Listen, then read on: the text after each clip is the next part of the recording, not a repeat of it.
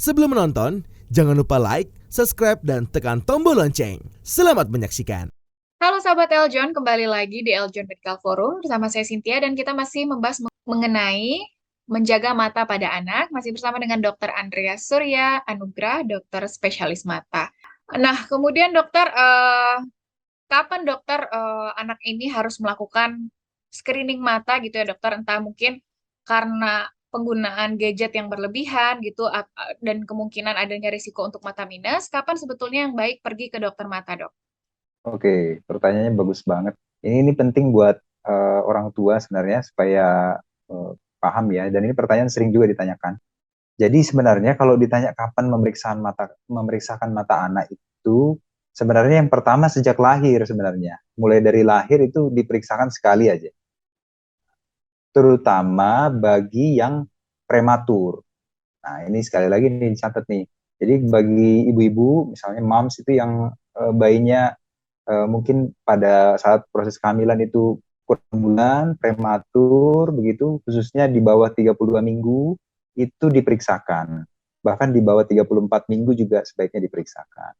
Nah, jadi waktu bayi. Kemudian yang kedua, pada saat dia usia sekitar eh, 4, 4 sampai 6 bulan. Nah, ini juga diperiksakan sekali. Kemudian pada saat usia 1 tahun, kemudian pada saat usia kira-kira 2 sampai 4 tahun, kemudian sebelum sekolah. Jadi ada 5 kali. Ada 5 kali sebelum sekolah yang terakhir. Jadi sebelum masuk sekolah, prasekolah, 6 tahun itu diperiksakan sekali lagi. Nah, ini yang disarankan sebenarnya, Mbak Cynthia. Oke, baik. Jadi ada 5 tadi ya dokter. Yang paling baik adalah dari lahir, terutama untuk bayi yang prematur ya dokter, karena berisiko untuk Betul. mengalami gangguan pada mata.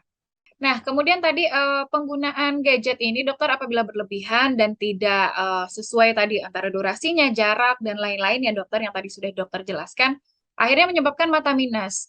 Gejalanya seperti apa dokter mata minus ini? Mungkin ada orang tua yang tidak aware bahwa ternyata penggunaan gadget ini sudah menyebabkan mata anaknya minus seperti itu dokter.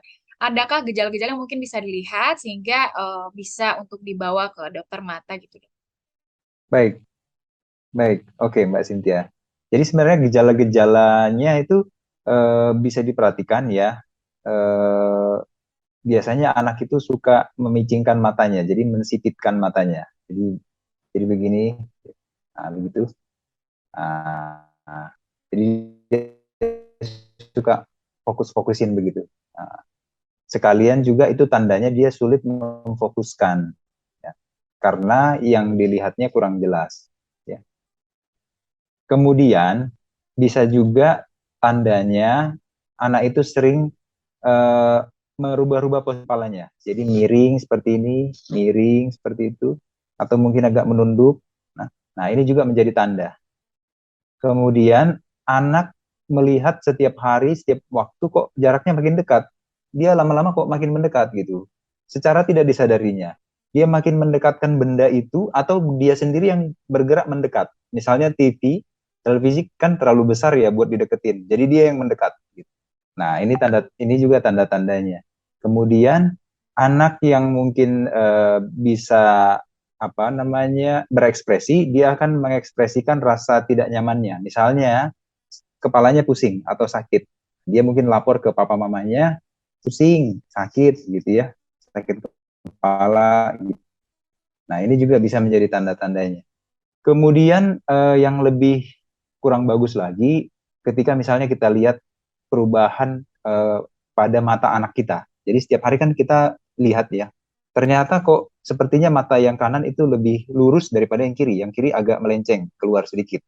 Nah, jadi itu menjadi Lazy eyes tanda-tanda gitu ya juga. dokter ya? Mungkin belum sampai lazy eye, Hmm. tetapi ada ketidaksamaan lah Hmm. gitu. Kira-kira ketidaksamaan arah. Ini juga menjadi tanda-tanda juga. Yang terakhir, tanda-tandanya adalah anak malas. Jadi di sekolah gurunya melaporkan dia eh, apa namanya nakal atau mungkin tidak memperhatikan.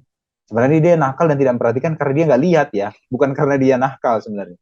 Kemudian prestasinya kok turun, nilainya jelek. karena dia nggak perhatiin tulisan yang di depan gitu. Dia mau cerita sama siapa. Nah, kemudian dia kok suka mengantuk gitu ya, di kelas tidur melulu gitu. Nah, ini juga bisa masalah mata.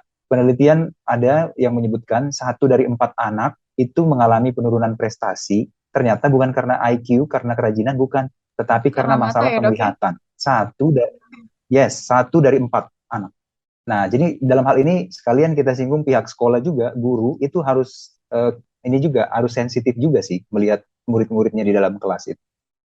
Ya, benar.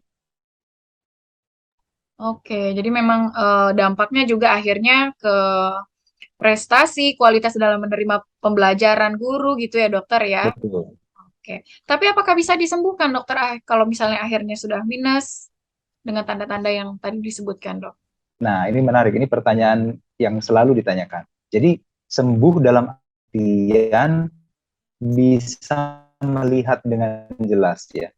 Jadi, definisi sembuhnya itu adalah bisa melihat dengan jelas. Bukan menghilangkan minus. Jadi sembuh artinya bisa melihat kembali dengan jelas. Bukan sembuh dalam artian menghilangkan minus. Nah, sekali lagi dengan jelas ya, dengan tegas ya, dengan pasti kita sampaikan bahwa sekali ada mata minus, maka kemungkinan tidak bisa hilang. Kalau definisi sembuhnya hilang. Tapi pemahaman sembuh di sini adalah bisa kembali melihat dengan jelas. Karena pada mata minus atau refraksi, misalnya ada kacamata, ada lensa kontak, kemudian ada bedah refraksi, maka kelainan refraksi itu akan dikoreksi, akan dibenerin. Sehingga bayangan yang tadinya salah tempat di dalam mata itu menjadi kembali benar di tempat yang semula, sehingga hasilnya jelas. Jadi definisi sembuh adalah jelas, bisa melihat dengan jelas, sehingga bisa beraktivitas dengan jelas, bisa percaya diri, bisa tadi prestasinya dipertahankan di sekolah, menjadi baik, nah bisa beraktivitas dengan leluasa, nah dengan aman. Nah inilah definisi dari sembuh. Kalau misalnya saya bisa pahami masyarakat menghendaki pertanyaan, sembuh itu hilang dok, maunya dok mata minusnya gitu ya. Nah ini nanti mungkin kita bicara ke penanganan kelainan refraksi dengan cara bedah refraksi atau intervensi jadinya Mbak Cynthia. Pernah dengar yang namanya LASIK itu ya, bedah refraksi dengan laser itu. Klasik ya Nah, dokter.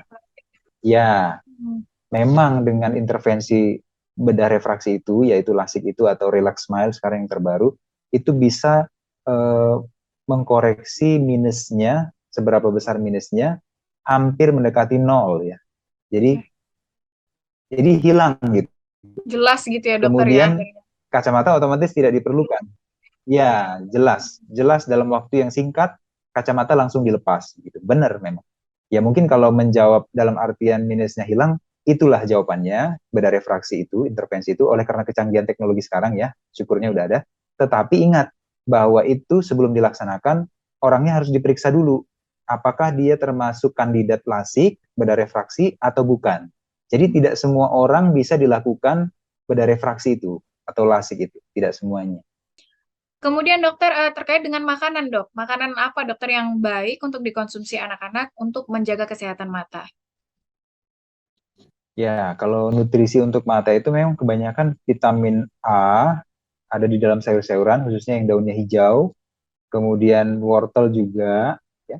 Kemudian vitamin C itu banyak di dalam buah-buahan. Semua jenis buah-buahan hampir mengandung vitamin C, hanya saja takarannya berbeda-beda. Ya, yang paling lumayan banyak itu seperti pepaya, kemudian jeruk, mangga, stroberi, ya. Kemudian vitamin B itu ada di dalam eh, grains, kemudian biji-bijian, roti, ya. Kemudian eh, asam lemak omega 3 ya, bisa kita dapat dari telur, dari ikan. Nah, itu juga bermanfaat sekali untuk mata.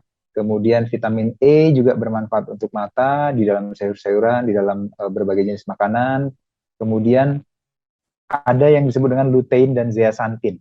Nah, lutein dan zeaxanthin ini di dalam wortel, di dalam beberapa sayuran ada. Nah, ini juga semua bisa kita konsumsi. Jadi secara sederhana, sayur-sayuran, buah-buahan, ikan, telur, biji-bijian itu semua bermanfaat untuk kesehatan mata. Tetapi yang perlu saya ingatkan adalah nutrisi dalam hal ini perannya sebagai support, jadi pendukung Mbak Cynthia. Jadi supaya mata kuat, ya, nggak mudah terkena penyakit misalnya seperti itu. Terlepas dari misalnya ada risiko penyakit yang diturunkan atau mungkin penyakit yang didapat seperti itu, tapi nutrisi berperan sebagai support. Jadi ibaratnya kalau bangunan itu dia sebagai penyangga-penyangganya seperti itu. Nah, yang mau saya garis bawahi adalah jangan sebaiknya tidak salah menafsirkan bahwa dengan semuanya ini bisa membetulkan atau mengkoreksi apa yang sudah terjadi seperti itu. Nah, ini yang sering pemahaman masyarakat kan. Nah, itu yang pertama. Jadi tetap harus mencari pertolongan. Terus vitaminnya perlu nggak dok? Makanannya tetap perlu dikonsumsi nggak dok? Tetap perlu supaya ada bahan baku untuk menunjang kesehatan, penyembuhan. Terus yang kedua, yang mau saya ingatkan adalah nutrisi atau vitamin misalnya seperti itu. Salah satunya vitamin dalamnya bukan instan. Ayo cepat makan sekarang supaya supaya baikan lah gitu. Jadi jangka panjang, jadi investasi sifatnya. Nah sekarang kan terapi gizi atau masalah gizi kan lagi naik-naiknya sekarang ya. Jadi bahwa tidak harus melalui obat, tetapi dengan pengaturan pola makan, pengaturan komponen makanan, nutrisi, diet, itu sebenarnya kan bisa untuk kesehatan. Nah, jadi makanya sedini mungkin kita tanamkan ke anak agar mereka mengkonsumsi semua yang dibutuhkan untuk mata ini, agar kesehatan mata mereka pada saat mereka dewasa dan selama masa pertumbuhannya berjalan dengan baik. Nah, jadi itulah yang harus kita sampaikan kepada orang tua sebenarnya. Oke, jadi sebagai salah satu faktor yang memperkuat gitu ya dokter ya, Betul. untuk mata. Terakhir, Dokter Andreas, silakan apa yang ingin disampaikan dokter, mungkin terutama terkait dengan apa yang dapat dilakukan oleh orang tua untuk menjaga kesehatan anak, kaitannya juga dengan penggunaan gadget, dokter. Jadi dalam kaitannya dengan gadget, bahwa gadget itu sebenarnya di era sekarang ini alat bantu ya, dan itu tidak bisa dihindari bagian dari teknologi. Kedepannya semuanya kayaknya mulai pakai screen semua deh, jadi screen oriented ya atau gadget based gitu. Namanya juga di era digital sekarang ini ya. Nah, yang perlu kita tanamkan ke anak adalah bagaimana mereka mengatur lama waktu mata melihat screen. Nah, jadi sebenarnya gangguan-gangguan yang ditimbulkan itu bukan karena HP, bukan karena gadget, bukan karena screen sebenarnya ya, tetapi karena melihat dekatnya yang terlalu lama. Yang mana melihat gadget itu kan kebanyakan jarak dekat, ya, melihat handphone, melihat laptop itu kan jarak dekat ya. Nah, jadi dengan kata lain, zaman dulu belum ada screen pun, orang yang sering baca buku misalnya, tidak diatur sedemikian rupa istirahatnya, baca terus seperti itu, punten, maaf ya, kebanyakan kan pakai kacamata ya, Mbak Cynthia, pada akhirnya. Karena resikonya membaca dekat atau membaca terlalu lama dengan resikonya melihat gadget terlalu lama itu sama sebenarnya. Nah, jadi sebenarnya terlepas dari sebenarnya yang ditanamkan di pikiran banyak masyarakat sekarang kayaknya gadget itu salah gitu, HP itu bahaya gitu. Kenapa sih kok bisa bahaya? Saya mau memberitahukan bahwa konsepnya yang benar adalah melihat dekat yang terlalu lamanya itu sebenarnya yang menjadi masalah. Jadi bukan hanya gadget, membaca pun buku itu tetap menjadi masalah pada penglihatan atau mata anak kalau misalnya kita biarkan lama-lama, tidak diatur waktunya. Berarti yang harus dilakukan adalah satu, mengatur waktu. Mengatur waktu, tadi ada patron waktu sudah kita bahas, bahwa sebaiknya kalau kurang dari 1-2 tahun tidak boleh ada screen atau layar, ya. Kemudian 2-5 tahun itu maksimal 1 jam. Mulai masuk usia sekolah, boleh lebih dari 1 jam, tetapi diatur setiap 1 jam istirahat setiap 15 menit, 10-15 menit. Kemudian selama dia melihat layar, misalnya saat dia belajar sebaiknya setiap 20 menit istirahat. Ini namanya aturan 20 20 20. Jadi setiap 20 menit berhenti melihat yang jauh selama 20 detik, kemudian kembali lagi. Nah, ini boleh kita terapkan ke anak. Kemudian perhatikan juga jaraknya, jangan terlalu dekat. Jarak yang aman itu tidak melewati panjang tangannya anak. Jadi tangannya anak dipanjangkan dari layar. Nah, kira-kira jarak amannya sepanjang tangannya anak. Jadi panjang lengannya ya. Kemudian untuk menulis dan membaca atau melihat HP itu paling dekat 30 cm. Kemudian kita perhatikan pencahayaan layar, pencahayaan ruangan, hindari melihat di tempat yang redup atau kurang cahaya atau tempat gelap apalagi. Kemudian kita perhatikan istirahatnya anak, waktu tidurnya di malam hari. Kalau anak-anak itu beda sama kita, kalau kita 8 jam, kalau anak-anak masih disarankan 10-12 jam, kata rekomendasinya dari dokter spesialis anak. Kemudian kita ajak anak keluar ruangan, jangan lupa outdoor activity. Misalnya dalam sehari itu paling tidak ada 1 jam kita bawa anak keluar. Jadi misalnya ke pekarangan, ke halaman, atau di kompleks begitu, sambil olahraga, atau misalnya keluar rumah. Yang penting keluar rumah, agar dia bisa melihat jauh. Jadi pada saat outdoor activity itu dia melakukan melihat jauh. Nah, ini untuk mengurangi resiko-resiko terjadinya mata minus tadi. Nah, kemudian nutrisinya kita perhatikan, semua nutrisi yang bermanfaat untuk kesehatan mata, khususnya vitamin, kaya banget di sayur-sayuran, buah-buahan, ikan, telur, dan juga biji-bijian ya. Kemudian bisa kita lakukan beberapa cara-cara kecil sederhana, misalnya waktu dia di depan screen atau gadget, kita ingatkan dia berkedip ya. Jadi berkedip agak sering begitu. Kadang-kadang kita panggil supaya dia menoleh sebentar, jadi nggak melihat screen-nya terus gitu. Kadang-kadang oh ya seperti itu dipanggil gitu. Jadi jangan kita biarkan dia asik terus melihat berjam-jam gitu. Nah, kemudian pada kondisi-kondisi tertentu, bila menemukan kelainan-kelainan, misalnya kok satunya arahnya keluar, atau mungkin dia menunjukkan ciri-ciri mulai mensipitkan mata, suka memfokuskan, makin lama makin deket, kadang-kadang dia mungkin mengeluhkan sakit kepala. Nah, ini kita periksakan segera. Jadi tanpa menunda, kita periksakan ke dokter spesialis mata agar diberikan pertolongan. Misalnya pada kondisi tertentu bisa diberikan bantuan tetes mata atau mungkin koreksi refraksi bila ditemukan kelainan refraksi seperti mata minus. Kemudian satu lagi yang mau saya ingatkan bahwa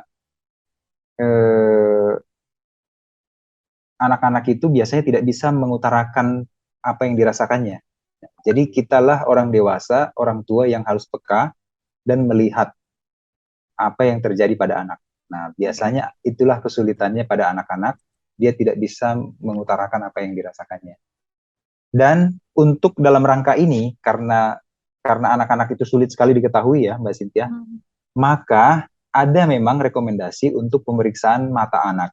Nah, yang tadi, yang paling bisa diingat banget itu waktu lahir, kemudian nanti usia 1 tahun, kemudian sebelum sekolah. Paling nggak tiga waktu ini kondisi mata anak diperiksakan. Mungkin itu yang bisa disampaikan. Oke, baiklah dokter. Terima kasih banyak sudah membagikan informasi tadi mengenai bagaimana menjaga kesehatan mata pada anak dan juga bagaimana tadi kaitannya dengan penggunaan gadget. Terima kasih banyak dokter Andreas. Sama-sama, Mbak Cynthia. Baik. Nah, sahabat Eljon, tadi kita sudah mendengarkan bagaimana dokter Andreas menjelaskan bagaimana menjaga mata pada anak. Jadi yang paling penting tadi adalah bagaimana pentingnya orang tua untuk peka melihat gejala yang dirasakan oleh anak, dan tadi yang juga sudah disebutkan oleh dokter Andreas seperti apa saja gejalanya. Kemudian pentingnya melakukan screening pada mata sehingga bisa mengetahui apa yang dirasakan atau penyakit apa yang diderita oleh anak pada matanya akibat penggunaan gadget tadi yang berlebihan, sehingga bisa dilakukan penanganan lebih cepat. Kemudian tadi mengenai penggunaan gadget, yang paling penting adalah bagaimana memperhatikan penggunaannya dengan bijak, mulai dari durasi, kemudian juga tadi jaraknya, membaca dan lain-lain 30 cm atau kurang lebih pada di satu lengan anak. Nah, seperti yang Dokter Andreas terapkan. Kemudian juga ada tingkat kecerahan layar handphone. Kemudian juga jangan melihat atau membaca buku. Kemudian juga membuka gadget di tempat yang gelap. Dan juga tadi ada beberapa tips, sering-sering berkedip, kemudian juga menggunakan tetes mata, tidur yang cukup, kemudian tadi lakukan kegiatan di outdoor juga sebagai selingan untuk bisa melihat jauh, jadi tidak hanya melihat gadget secara dekat gitu ya, tapi juga penting melihat jauh. Kemudian juga yang paling penting tadi dibantu oleh asupan nutrisi, makanan-makanan yang tadi membantu bagaimana menjaga kesehatan mata. Baiklah, semoga berguna juga bermanfaat bagi kita semua. Saya Cynthia Karani dan juga Dr. Andreas Surya Anugrah, dokter spesialis mata. Pamit undur diri, sampai jumpa. Halo, saya Latanya Alisa, Putri Pariwisata Indonesia DKI Jakarta 1. Sudah nonton videonya kan? Jangan lupa like, subscribe, dan juga share ya. Terima kasih.